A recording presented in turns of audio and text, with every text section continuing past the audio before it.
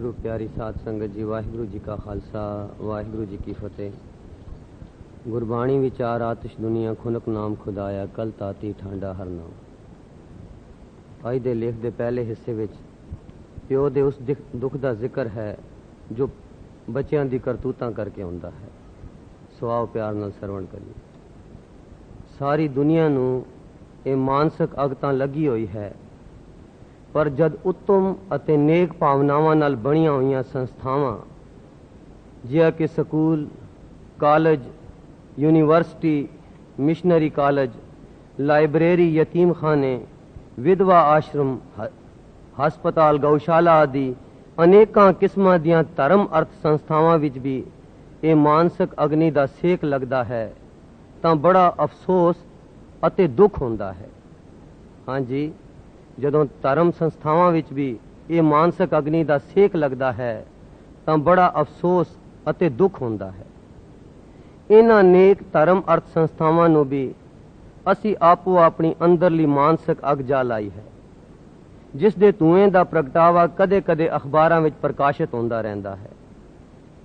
असल विच ये धार्मिक अस्थान, ये धर्मशाला, डेरे, मठ, दरगाह, ठाठ आदि ये उच्चियां सुच्चियां संस्थावां पवित्रता, प्रेम स्वैपना, मैत्री भाव, सेवा भाव, शांति, मानसिक ठंड, आत्मिक जीवन सेध, हरि कीर्तन, भगती ते नाम अभ्यास अते दैवी गुणां दे केंद्र होने चाहिए हैं।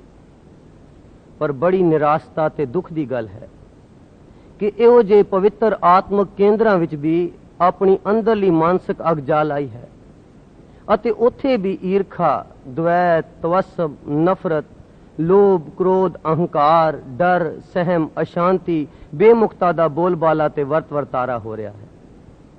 इस दा प्रगटावा जाहिरा तौर ते निता प्रति देखण अते सुनन विच आ रहा है, कोई लुकी छिपी गल नहीं। असी अपनी अज्ञानता विच नीवियां रुचियां, नीवे ख्याल, धड़ेबाजी, ईर्खा, द्वैत, वैर विरोध, निजी स्वार्थ, कुर्सी दी लालसा, चौधर दी भुख, होमे दा प्रगटावा करदियां होयां धर्म अस्थानां नूं भी ईर्खा द्वैत दा अड्डा, होमे दा अखाड़ा, क्रोध दा खेतर, निजी स्वार्थ दा जरिया बना दिता है। हाँ जी, ये धर्म अस्थान भगती दे केंद्र होने चाहिए हैं, इसे भावनावां नाल बणियां हन। पर असी वस्तुआं दा लैण देण करके इसनूं माइकी लाभ लई इस्तेमाल करते हैं। सी तां इह नाम अभ्यास दा केंद्र जिथे स्वास स्वास सिमरन होवे, पर ना सानू महापुरखां दी घालना दा कोई सत्कार है, ना गुरु दा पै। इस नाम अभ्यास केंद्र नूं असी गप शब्द दा अखाड़ा बना दिता है।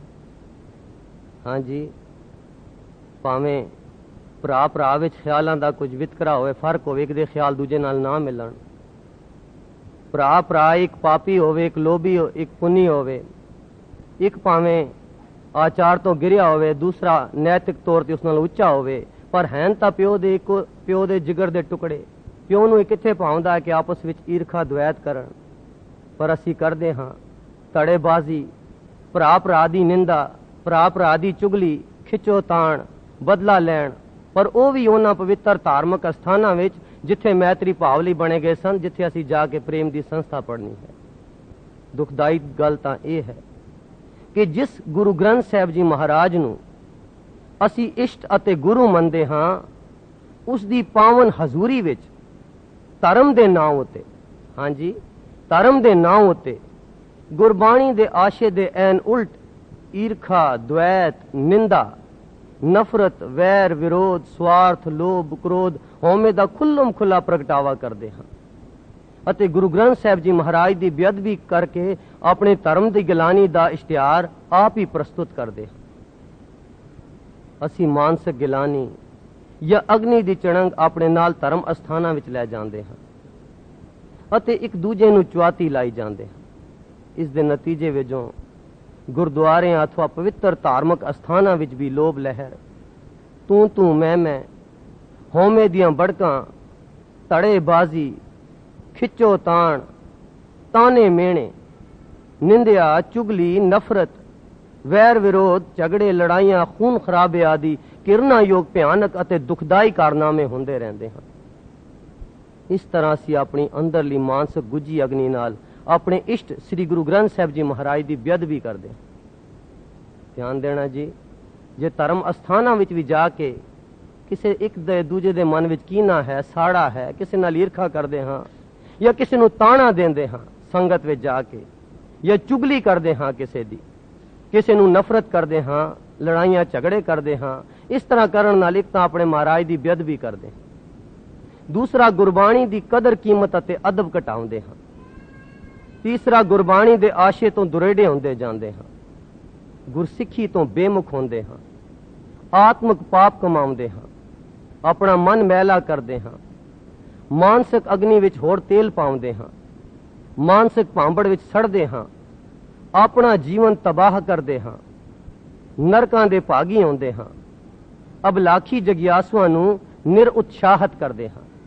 ਹਾਂਜੀ, ਕੋਈ ਵਿਰਲੇ ਜਗਿਆਸੂ ਹੁੰਦੇ ਹਨ ਜਿਨ੍ਹਾਂ ਦੇ ਮਨ ਵਿੱਚ ਅਬਲਾਖਾ ਹੁੰਦੀ ਹੈ ਪਰਮਾਤਮਾ ਨੂੰ ਮਿਲਣ ਦੀ, ਉਹਨਾਂ ਦੇ ਅੰਦਰ ਉਤਸ਼ਾਹ ਹੁੰਦਾ ਹੈ ਪਰਮਾਰਥ ਜੀਵਨ ਜੀਵਨ ਦਾ। ਪਰ ਜਦੋਂ ਅਸੀਂ ਆਪਣੀ ਮਾਨਸਿਕ ਅਗਨੀ ਦਾ ਪ੍ਰਗਟਾਵਾ ਕਰਦੇ ਹਾਂ, ਸਾਡੀ ਹਰਕਤਾਂ ਨੂੰ ਦੇਖ ਕੇ ਉਹ ਵੀ ਨਿਰਉਤਸ਼ਾਹਤ ਹੋ ਜਾਂਦੇ ਹਨ।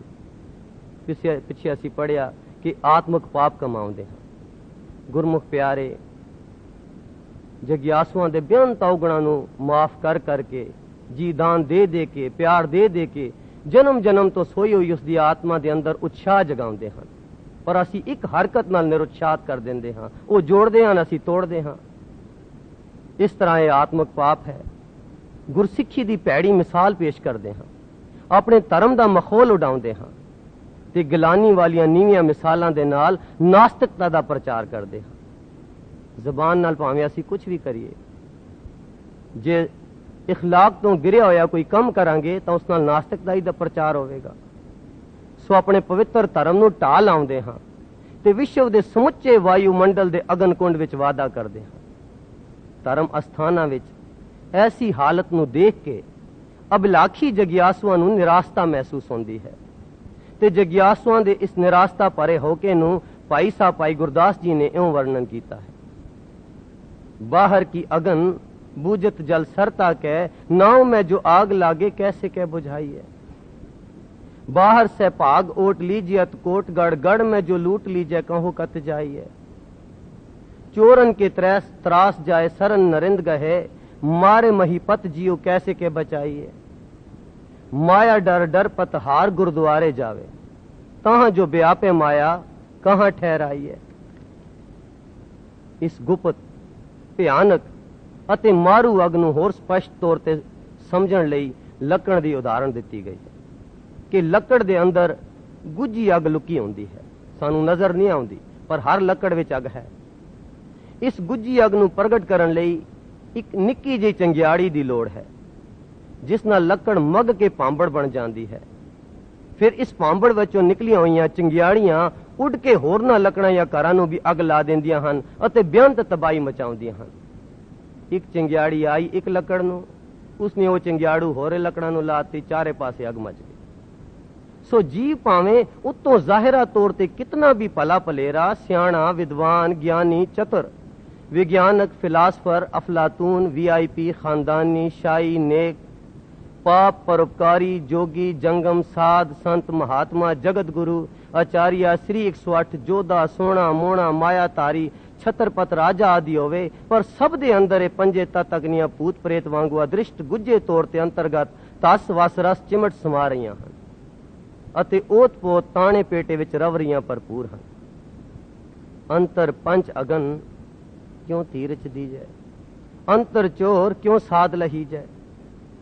ਕਾਇਆ ਆਰਣ ਮਨ ਵਿੱਚ ਲੋਹਾ, ਪੰਚ ਅਗਨ ਤਿਤ ਲਾਗ ਰਹੀ, ਕੋਇਲੇ ਪਾਪ ਪੜੇ ਤਿਸ ਉਪਰ, ਮਨ ਜਲਿਆ ਸੰਨੀ ਚਿੰਤ ਪਈ। ਜੀਵ ਦੇ ਜੀਵਨ ਖੇਤਰ ਦੇ ਹਰ ਪੱਖ, ਗਰਮੀ ਸਰਦੀ, ਦੁੱਖ ਸੁੱਖ, ਹਾਸੇ ਰੋਣੇ, ਹਰ ਇੱਕ ਸੋਗ, ਨਫਾ ਨੁਕਸਾਨ, ਗਰੀਬੀ ਅਮੀਰੀ, ਬੁੱਢੇ ਬਾਲੇ, ਇਸਤਰੀ ਮਰਦ, नेकी बदी, वैर विरोध, ईर्खा द्वैत, लब लोभ, काम क्रोध, मोह ममता, प्रीत प्यार, नफरत, तृष्णा, मैं मेरी, ख्यालां वलवलियां, शरदा, पाठ पूजा, कर्म धर्म, जोग साधना दूजा भाव त्याग वैराग आदि की प्रवृत्ति विच भी इस मानसिक अग्नि के तत्त आपो अपने भा अक्स सेक रंगत जलवा दिखा जाते हैं। हाँ जी, निरा साढ़े अवगुणा च ही नहीं, साढ़े जेड़े एक गुण हैं जिवें त्याग है, प्यार है, या साढ़ा जिहड़ा निर्दोष कर्म हैं, हसना है, रोना है, इस दे विच भी ये मानसिक अग्नि जलवा दिखा जाती है। साढ़े हसे भी किसी का दिल दुखी करना छुपिया होंदा है, साढ़े रोने विच भी पखंड छुपिया होंदा है। इस तरह साढ़े जीवन के हर पख हर वलवले विच ये मानसिक अग्नि रवरई भरपूर है। गुज्जी पाए जलै संसारा, भावें अपनी मानसिक अग दे सेक अथवा रंगत नूं असीं ढक के, लुका के, दबा के, पखंड करके छुपाउण दी कितनी भी कोशिश करिए, या इस दी होंद नूं जाणीए या ना, या महसूस करिए या ना, मनीए या ना, इकबाल करिए या ना, या जान बुझ के अवेसले बेपरवाह अनजान ते मचले हो जाइए, फिर भी कहरी अख दी तकनी नाल, तकनी दे व्यंग नाल, व्यंग दे कटाख नाल, मथे दी ट्यूड़ी नाल, फिक्के बोल नाल, ताने मेणियां नाल, नुकता चीनी नाल, गालां गलोटियां नाल, निंदिया नाल, नक चढ़ावण नाल, बेइंसाफी नाल, धक्केशाही नाल, जुल्म नाल, रोसे गिले नाल, नफरत नाल, एलर्जी नाल अते होर अनेकां किस्म दी उकसाहट या बहानियां द्वारा ये साड़ी अंदरली अग सुलगदी है, मगदी है, प्रगट होंदी है, जलदी है, भांबण मचाउंदी है ते लाटां छड़दी है। हाँ जी, निरा फिक्के बोलां नाल ही नहीं, निरे नफरत ते एलर्जी नाल ही नहीं, निरे निंदिया ते गालां गलोटियां नाल ही नहीं, बल्कि सिर्फ मथे विच त्यूड़ी पा के किसी नाल व्यंग नाल देखना या किसी कहरी अख नाल किसी नूं तकना, इस नाल भी साड़ी अग दा प्रगटावा हुंदा है। पर पिछे असीं पढ़िया कि ये गुरसिक्खी दी भैड़ी मिसाल है पेश करनी, इस तरह के कारनामे दूजे निरुत्साहत होंदे हन। चलो दूजियां दा तां नुकसान होंदा है, साडा की हाल होंदा है जदों असीं किसी नूं माड़ी जी कहरी अख नाल भी तकदे हां। इस तरह साडा अंदर बाहर ये अग साड़ दिंदी है ते साडे चंगे धर्म कर्म नेकियां परोपकार अते दैवी गुण भी साड़ के सुआह कर दिंदी है।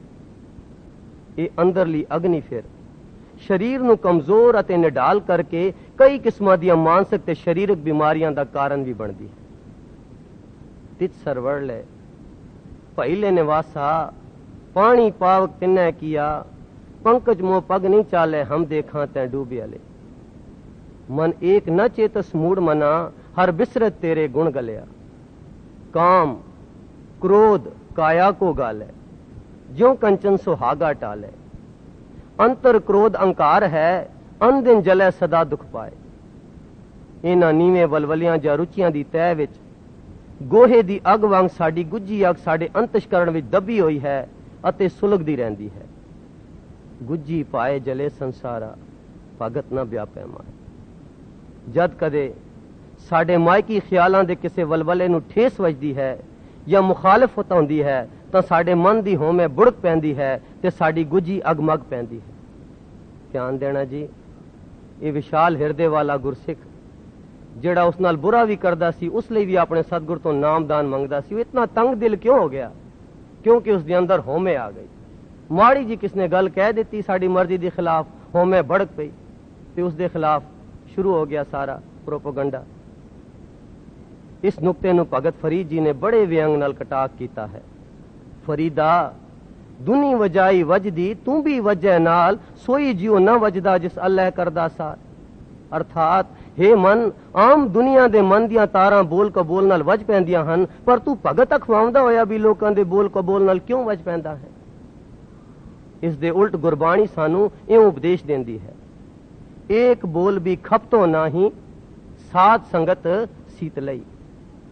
जेठ हाड़ दे महीनियां विच असी अत दी गर्मी नाल बेहाल होंदे हां। पखियां कूलरां ते बर्फ आदि नाल इस गर्मी दी तपश तो बचण लई अनेकां उपाव करदे हां। इस तरह साड़ी अंदरली मानसिक अग्नि दी अनेकां लाटां, चिंता फिकर तृष्णा रोसे गिले एलर्जी ईर्खा द्वैत नफरत वैर विरोध निंदा चुगली शक डर साड़ा कुलझना दुख कलेश काम क्रोध लोभ मोह हंकार मैं मेरी आदि वासनावां जद सानू अत्यंत तंग कर दियां हन तां असीं इन्हां दे सेक तो बचण लई फिर सिनेमा जाउंदे। ਫਿਰ ਟੀਵੀ ਦੇਖਦੇ ਹਾਂ, ਫਿਰ ਗੰਦੇ ਨਾਵਲ ਪੜ੍ਹਦੇ ਹਾਂ, ਫਿਰ ਨਸ਼ਿਆਂ ਦਾ ਇਸਤੇਮਾਲ ਕਰਦੇ ਹਾਂ, ਫਿਰ ਤਾਸ਼ ਖੇਲਦੇ ਹਾਂ ਤੇ ਫਿਰ ਗੱਪਸ਼ਪ ਮਾਰਦੇ ਹਾਂ, ਮਹਿਫਲਾਂ ਆਦਿ। ਇਸ ਤਰ੍ਹਾਂ ਹੋਰ ਕਿਸਮ ਦੇ ਹਰ ਕਿਸਮ ਦੇ ਮਨੋਰੰਜਨਾਂ ਦੁਆਰਾ ਆਰਜ਼ੀ ਤੌਰ ਤੇ ਇਸ ਅਗ ਨੂੰ ਭੁਲਾਉਣ ਜਾਂ ਟਾਲਣ ਦੀ ਕੋਸ਼ਿਸ਼ ਕਰਦੇ ਹਾਂ। ਪਰ ਸਾਡੇ ਮਨ, ਚਿੱਤ ਅਤੇ ਅੰਤਸ਼ਕਰਨ ਵਿੱਚ ਇਹ ਗੁੱਜੀ ਅਗ ਉਸੇ ਤਰ੍ਹਾਂ ਸੁਲਗਦੀ ਰਹਿੰਦੀ ਹੈ ਅਤੇ ਵੱਧਦੀ ਜਾਂਦੀ ਹੈ। ਮਰਜ਼ बढ़ती ਗਈ ਜਿਉਂ-ਜਿਉਂ ਦਵਾ ਕੀ। ਰੇਗਿਸਤਾਨ ਵਿੱਚ ਊਠ ਵਰਗੇ ਵੱਡੇ ਵੱਡੇ ਮੁਰਗੇ ਹੁੰਦੇ ਹਨ ਜਿਨ੍ਹਾਂ ਨੂੰ ਸ਼ੁਤਰਮੁਰਗ ਕਿਹਾ ਜਾਂਦਾ ਹੈ। ਜਦ ਇਸ ਨੂੰ ਕੋਈ ਖਤਰਾ ਦਿਸਦਾ ਹੈ ਤਾਂ ਇਹ ਆਪਣਾ ਹੀ ਸਿਰ ਰੇਤੇ ਵਿੱਚ ਲੁਕਾ ਕੇ ਸਮਝਦਾ ਹੈ ਕਿ ਉਹ ਖਤਰੇ ਤੋਂ ਬਚ ਗਿਆ ਹੈ। ਪਿੱਛੇ ਦੁਸ਼ਮਣ ਆਉਂਦਾ ਹੈ, ਉਹ ਆਪਣਾ ਸਿਰ ਰੇਤੇ ਵਿੱਚ ਲੁਕਾ ਲੈਂਦਾ ਹੈ, ਆਪ ਨਹੀਂ ਦੇਖਦਾ ਦੁਸ਼ਮਣ ਨੂੰ, ਸਮਝਦਾ ਉਹ ਵੀ ਮੈਨੂੰ ਨਹੀਂ ਦੇਖ ਲਿਆ। ਇਸ ਤਰ੍ਹਾਂ ਛੇਤੀ ਮਾਰਿਆ ਜਾਂਦਾ ਹੈ। ਐਨ ਐਸੇ ਤਰ੍ਹਾਂ ਅਸੀਂ ਇਸ ਗੁੱਜੀ ਮਾਨਸਿਕ ਅਗਨੀ ਵਿੱਚ ਦਿਨ ਰਾਤ ਸੜਦੇ ਬਲਦੇ ਹੋਏ ਵੀ ਕਈ ਕਿਸਮ ਦੇ ਮਨੋਰੰਜਨਾਂ ਤੇ ਐਸ਼ਾਂ ਵਿੱਚ ਖਚਤ ਹੋ ਕੇ ਆਪਣੇ ਮਨ ਨੂੰ ਝੂਠੀ ਤਸੱਲੀ ਦਿੰਦੇ ਹੋਏ ਇਸ ਮਾਨਸਿਕ ਅਗਨੀ ਨੂੰ ਭੁੱਲਣ ਜਾਂ ਟਾਲਣ ਦੀ ਕੋਸ਼ਿਸ਼ ਕਰਦੇ ਹਾਂ। ਸੋ ਇਹ ਟੀਵੀ, ਇਹ ਗੰਦੇ ਨਾਵਲ ਜਾਂ ਹੋਰ ਤਰ੍ਹਾਂ ਦੇ ਜਿਹੜੇ ਗੱਪਸ਼ਪ, ਮਹਿਫਲਾਂ, ਇਹ ਮਾਨਸਿਕ ਸੇਕ ਦਾ ਇਲਾਜ ਨਹੀਂ। ਇਹ ਤਾਂ ਆਪਣੇ ਹੀ ਸਿਰ ਨੂੰ ਰੇਤੇ ਵਿੱਚ ਲੁਕਾਉਣ ਵਾਲੀ ਮੂਰਖਤਾ ਹੈ। ਇਹ ਬੜੀ ਅਨੋਖੀ ਗੱਲ ਹੈ ਕਿ ਸਾਡੇ ਵਿੱਚੋਂ ਕੋਈ ਵੀ ਇਹ ਗੱਲ ਮੰਨਣ ਜਾਂ ਇਕਬਾਲ ਕਰਨ ਨੂੰ ਤਿਆਰ ਨਹੀਂ ਕਿ ਸਾਡੇ ਅੰਦਰ ਇਹ ਗੁੱਜੀ ਮਾਨਸਿਕ ਅਗ ਦਾ ਤਤ ਪ੍ਰਵੇਸ਼ ਹੈ। ਭਾਵੇਂ ਅਸੀਂ ਦਿਨ ਰਾਤ ਅਸੀਂ ਇਸੇ ਮਿਥਨ ਮੋਹਗਨ ਸ਼ੋਕ ਸਾਗਰ ਵਿੱਚ ਗਲਤਾਨ ਹੋ ਕੇ ਸੜ ਬਲ ਰਹੇ ਹਾਂ। ਸੋ ਗੁਰਮੁਖ ਪਿਆਰਿਆਂ ਨੇ ਇਹ ਜੋ ਹਿਰਦੇ ਵਿੱਚ ਦੁੱਖ ਹੈ, ਗੁਰਸਿੱਖੀ ਜਿਸ ਸਾਡੇ ਕਾਰਨਾਂ ਕਰਕੇ ਬਦਨਾਮ ਹੋ ਰਹੀ ਹੈ, ਉਸ ਦਾ ਵਰਣਨ ਕੀਤਾ। ਹੁਣ ਜੇ ਕਿਸੇ ਦੇ ਮਨ ਵਿੱਚ ਪਛਤਾਵਾ ਉਪਜੇ ਕਿ ਅੱਗੋਂ ਤੋਂ ਇਹ ਕੰਮ ਨਹੀਂ ਕਰਨੇ, ਫਿਰ ਉਸ ਦਾ ਇਲਾਜ ਗੁਰਮੁਖ ਪਿਆਰਿਆਂ ਨੇ ਦਰਸਾਇਆ। ਸਾਡੇ ਮਨ ਦੇ ਮੁੱਢਲੇ ਦੋ ਅੱਡ ਅੱਡ ਰੁੱਖ ਜਾਂ ਜੀਵਨ ਆਸ਼ੇ ਹਨ ਜੋ ਆਪਸ ਵਿੱਚ ਮੁਤਜ਼ਾਦ ਤੇ ਇੱਕ ਦੂਜੇ ਦੇ ਉਲਟ ਹਨ। ਇੱਕ ਹੈ ਲਿਵ, ਇੱਕ ਹੈ ਤਾਤ। ਲਿਵ ਤਾਤ ਦੋਏ ਰਾਹ ਹੈ ਹੁਕਮੀ ਕਾਰ ਕਮਾਏ, ਯਾਨੀ ਇੱਕ ਹੈ ਬਾਹਰਮੁਖੀ ਬਿਰਤੀਆਂ ਵਿੱਚ ਗਲਤਾਨ ਹੋ ਕੇ ਰੱਬ ਦੀ ਭੁੱਲ ਵਿੱਚ ਵਿਚਰਨਾ, ਹੁਕਮ ਤੋਂ ਅਣਜਾਣ ਹੋਣਾ, ਕੂੜੀ ਸਿਆਣਪ, ਮੈਂ ਮੇਰੀ ਦਾ ਵਰਤਾਰਾ, ਮੋਹ ਮਾਇਆ, ਭਰਮ ਭੁਲਾਵਾ, ਇਲਾਹੀ ਬਰਕਤਾਂ ਤੋਂ ਵਾਂਝੇ, ਦੂਜੇ ਭਾਵ, ਆਤਿਸ਼ ਦੁਨੀਆ, ਗੁੱਜੀ ਪਾਏ, ਅਗਨ ਕੁੰਟ, ਅਗਨ ਸ਼ੋਕ ਸਾਗਰ ਵਿੱਚ ਵਿਚਰਨਾ ਅਤੇ ਦੁੱਖ ਭੋਗਣਾ ਹੈ। ਤੇ ਦੂਜਾ ਸਾਡਾ ਜੀਵਨ ਦਾ ਰੁਖ ਹੈ ਅੰਤਰਮੁਖੀ। ਅੰਤਰਮੁਖੀ ਜੀਵਨ ਵਿੱਚ ਬਿਰਤੀਆਂ ਨੂੰ ਇਕਾਗਰ ਕਰਕੇ ਗੁਰਬਾਣੀ ਦੀ ਰੋਸ਼ਨੀ ਵਿੱਚ ਆਤਮ ਪਰਾਇਣ ਹੋਣਾ ਤੇ ਫਿਰ ਸ਼ਬਦ ਦੀ ਟੇਕ ਲੈਣੀ। ਸ਼ਬਦ ਦੀ ਟੇਕ ਲੈ ਕੇ ਸ਼ਬਦ ਸੁਰਤ ਦੀ ਕਮਾਈ ਕਰਨਾ, ਸ਼ਬਦ ਵਿੱਚ ਸੁਰਤ ਲਾ ਕੇ ਨਾਮ ਸਿਮਰਨ ਕਰਨਾ।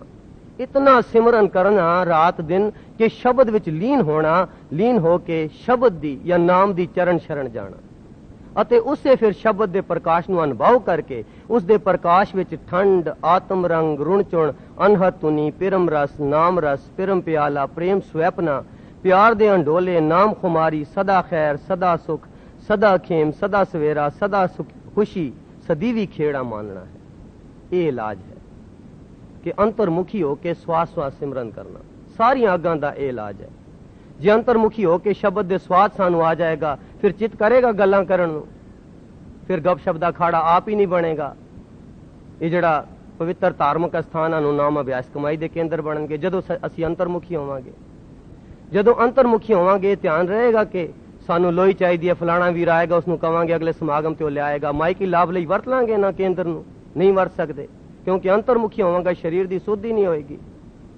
ਸੋ ਅੰਤਰਮੁਖੀ ਹੋਵਾਂਗੇ, ਸਾਨੂੰ ਪਤਾ ਨਹੀਂ ਕੌਣ ਕੀ ਕਰ ਰਿਹਾ ਹੈ, ਨਾ ਕਿਸੇ ਨਾਲ ਈਰਖਾ ਨਾ ਦੁਐਤ। ਇਹ ਬਾਹਰਮੁਖੀ ਬਿਰਤੀਆਂ ਹਨ, ਧੜੇਬਾਜ਼ੀ, ਨਿੰਦਾ ਕਰਨੀ, ਚੁਗਲੀ ਕਰਨੀ, ਈਰਖਾ ਕਰਨਾ, ਵੈਰ ਵਿਰੋਧ ਕਰਨਾ।